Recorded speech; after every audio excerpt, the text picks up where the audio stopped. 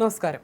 നിലമ്പൂരിൽ UDF സ്ഥാനാർത്ഥിയെ ഔദ്യോഗികമായി പ്രഖ്യാപിച്ച് കോൺഗ്രസ് ഹൈക്കമാൻഡ്. ആര്യാടൻ ഷൗക്കത്താണ് കോൺഗ്രസ് സ്ഥാനാർത്ഥി. PV അൻവറിന്റെ വിലപേശൽ തന്ത്രങ്ങൾക്ക് വഴങ്ങാതെയാണ് കോൺഗ്രസ് സ്ഥാനാർത്ഥിയെ പ്രഖ്യാപിച്ചത്. ഷൗക്കത്താണ് സ്ഥാനാർത്ഥിയെന്ന് അറിഞ്ഞതോടെ UDF അണികൾ ആഹ്ലാദം പ്രകടിപ്പിച്ചു. ആര്യാടൻ മുഹമ്മദിന്റെ പുത്രൻ UDFനായി നിലമ്പൂർ മണ്ഡലം തിരിച്ചുപിടിക്കുമെന്നാണ് പ്രതീക്ഷകൾ. അൻവർ സമ്മർദ്ദതന്ത്രവുമായി ഇറങ്ങിയതോടെ ഇന്ന് തിരക്കിട്ട നീക്കങ്ങൾ നടത്തിയാണ് UDF സ്ഥാനാർത്ഥിയെ നിശ്ചയിച്ചതും ഹൈക്കമാൻഡിന്റെ പട്ടിക കൈമാറിയതും. ആര്യാടൻ ഷൗക്കത്തിന്റെ പേര് മാത്രം ഉൾപ്പെടുത്തിയാണ് പേര് നൽകിയത്. ഡൽഹിയിൽ AICC general secretary KC Venugopal Rahul ഗാന്ധിയുമായി കൂടിക്കാഴ്ച നടത്തിയ ശേഷം സ്ഥാനാർത്ഥിത്വം പ്രഖ്യാപിച്ചുകൊണ്ട് ഔദ്യോഗികമായി വാർത്താക്കുറിപ്പ് പുറത്തിറക്കുകയായിരുന്നു. നേരത്തെ കൊച്ചിയിൽ കോൺഗ്രസ് നേതാക്കളുടെ നിർണായക യോഗം നടന്നിരുന്നു. KPCC അധ്യക്ഷൻ സണ്ണി ജോസഫിന്റെ നേതൃത്വത്തിൽ കളമശ്ശേരിയിലെ ഹോട്ടലിലായിരുന്നു യോഗം നടന്നത്.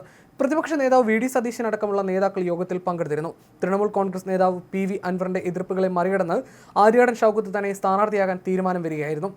നിലമ്പൂരിൽ മത്സരിക്കുന്ന ഒറ്റപ്പേര് ഹൈക്കമാൻഡിന് കൈമാറുമെന്നും ഇന്ന് തന്നെ സ്ഥാനാർത്ഥി പ്രഖ്യാപനം ഉണ്ടാകുമെന്നും കോൺഗ്രസ് നേരത്തെ വ്യക്തമാക്കിയിരുന്നു.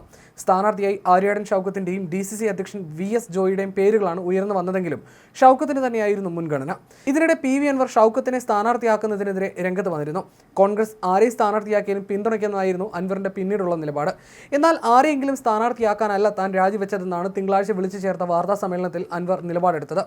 സ്ഥാനാർത്ഥിത്വ മോഹികൾക്ക് മത്സരിക്കാനാണെങ്കിൽ 10 മാസത്തിനപ്പുറം 140 സീറ്റുകൾ ഒഴിവുണ്ടല്ലോ എന്നും അൻവർ പറഞ്ഞിരുന്നു. ഇതിന് പിന്നാലെയാണ് കോൺഗ്രസിന്റെ രഹസ്യ യോഗവും സ്ഥാനാർത്ഥി പ്രഖ്യാപനവും. അൻവറിന്റെ ലക്ഷ്യം ആത്യന്തികമായി UDF പ്രവേശനമാണ്. ഈ അവസരത്തിൽ തന്നെ ഒരു സമ്മർദ്ദ തന്ത്രം പ്രയോഗിച്ച് ലക്ഷ്യത്തിലേക്ക് എത്താനാണ് അൻവർ ശ്രമിക്കുന്നത്. ആര്യാടൻ ഷൗക്കത്തിനെ UDF സ്ഥാനാർത്ഥിയായി പ്രഖ്യാപിക്കുകയാണെങ്കിൽ അൻവർ ഒറ്റയ്ക്ക് മത്സരിക്കുന്നത് പരിഗണിക്കുമെന്നും സൂചനകളുണ്ട്. കോൺഗ്രസ് ഒരു സമവായ സ്ഥാനാർത്ഥിയെ പരിഗണിക്കുന്ന ഘട്ടത്തിൽ അൻവർ കൂടി ഇങ്ങനെ ഇടഞ്ഞു നിൽക്കുന്നത് കോൺഗ്രസിനെ സംബന്ധിച്ച് ആശങ്കയും വെല്ലുവിളിയും ഉയർത്തിയിരുന്നു.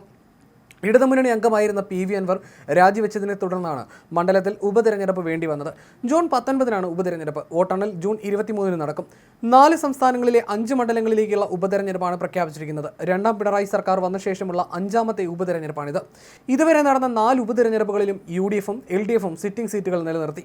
തൃക്കാക്കരയിലും പുതുപ്പള്ളിയിലും പാലക്കാട്ടും UDF സീറ്റ് നിലനിർത്തിയപ്പോൾ ചേലക്കരയിൽ ഇടതുപക്ഷം സിറ്റിംഗ് സീറ്റിൽ വിജയിച്ചു. നിയമസഭാ തെരഞ്ഞെടുപ്പിന് മാസങ്ങൾ മാത്രം ബാക്കി നിൽക്കെ ഇരു മുന്നണികൾക്കും അഭിമാന പ്രശ്നമാണ് നിലമ്പൂർ ഉപതെരഞ്ഞെടുപ്പ്. രാവിലെ മുതൽ നടന്ന ഒട്ടേറെ നാടകീയ സംഭവങ്ങൾക്കൊടുവിലാണ് ഒറ്റപ്പേരിലേക്ക് UDF എത്തിയത്. സ്ഥാനാർത്ഥി നിർണയം സംബന്ധിച്ച ചർച്ചകൾക്കും വിലപേശലിനുമിടെ കല്യാണ വീട്ടിൽ അൻവറും ആര്യാടൻ ഷൗക്കത്തും ഒരുമിച്ചിരുന്ന സദ്യ കഴിക്കുന്ന ചിത്രങ്ങളും പുറത്തു വന്നിരുന്നു. നിലമ്പൂരിലെ കോൺഗ്രസ് നേതാവ് NA കരീമിന്റെ മകന്റെ കല്യാണ വേദിയിലായിരുന്നു ഇരുവരും എത്തിയത്. ഒന്നിച്ച് സംസാരിക്കുകയും ഒന്നിച്ച് സദ്യ കഴിക്കുകയും ചെയ്തിരുന്നു. ആര്യാടൻ വിരുദ്ധ വിഭാഗം നേതാവാണ് കരീം. VS ജോയിയെ സ്ഥാനാർത്ഥിയാക്കണമെന്ന നിലപാടുകാരനായിരുന്നു NA കരീം എന്നതും ശ്രദ്ധേയമാണ്. ഉപാധിയില്ലാതെയുള്ള പിന്തുണയാണ് PV അൻവർ നേരത്തെ ഉറപ്പ് നൽകിയിരുന്നത്. സ്ഥാനാർത്ഥി പ്രഖ്യാപനത്തിന് ഒരുങ്ങവേ UDFനെ വെട്ടിലാക്കാനുള്ള സമ്മർദ്ദ നീക്കങ്ങളുമായിട്ടായിരുന്നു PV അൻവർ മുൻപ് രംഗത്ത് വന്നത്. തൃണമൂൽ കോൺഗ്രസിനെ UDFിൽ എടുക്കണമെന്ന ആവശ്യമാണ് അൻവർ ഉന്നയിച്ചത്. ഈ സമ്മർദ്ദ തന്ത്രങ്ങൾക്ക് വഴങ്ങേണ്ടെന്ന് കോൺഗ്രസ് നേതൃത്വം തീരുമാനിച്ചതോടെ ഷൗക്കത്ത് എന്ന ഒറ്റ പേരിലേക്ക് എത്തിച്ചേരുകയായിരുന്നു. അതേസമയം അൻവറിനെ അനുനയിപ്പിക്കാനുള്ള ശ്രമം KPCC നേതൃത്വം ആരംഭിച്ചിട്ടുണ്ടെന്നാണ് റിപ്പോർട്ടുകൾ. പ്രതിപക്ഷ നേതാവ് VD സതീശന്റെ പിന്തുണയുണ്ടായിട്ടും അടുത്തിടെ KPCC നേതൃതലത്തിലുണ്ടായ മാറ്റമാണ് ജോയിക്ക് തിരിച്ചടിയായത്. VS ജോയിക്ക് ഇനിയും മത്സരിക്കാൻ അവസരമുണ്ടെന്ന കാര്യവും പരിഗണിച്ചു. മികച്ച DCC അധ്യക്ഷനായ VS ജോയി തിരഞ്ഞെടുപ്പ് ഏകോപനം നടത്തട്ടെ എന്ന ആവശ്യവും പാർട്ടിക്കുള്ളിലുണ്ട്.